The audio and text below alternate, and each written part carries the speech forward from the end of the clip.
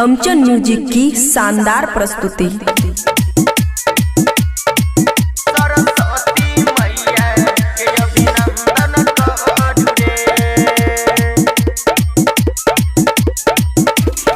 लखिना बिना बाली माथे चंदन करू रे अरे सुन लखिना बिना बाली माथे चंदन करू रे सरस्वती मैया के अभिनंदन करू रे रे भाई रे सरस्वती मैया के अभिनंदन करू रे।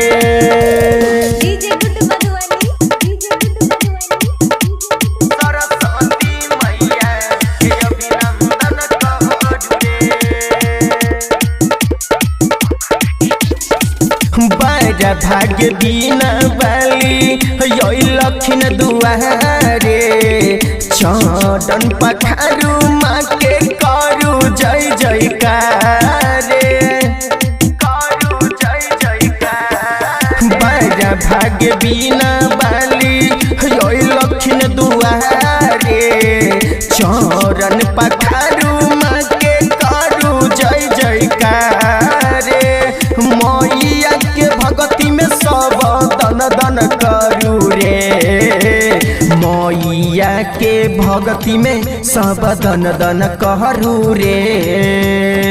अइलै बिना बाली माथे चंदन करू रे रे भैबा रे अइलै बिना बाली अभिनंदन करू रे।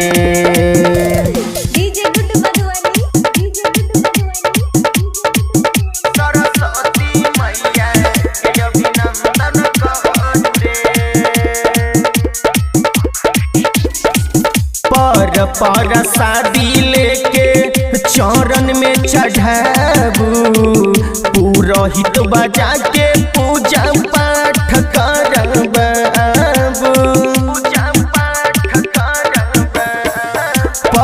पर शादी लेके चरण में चढ़ाबू पुरोहित बजा के पूजा पाठ करबाबू।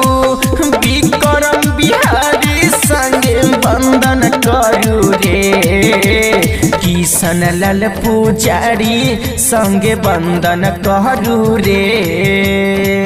बिना बाली मैया के अभिनंदन करू रे रे भैबा रे सरस्वती मैया के अभिनंदन करू रे।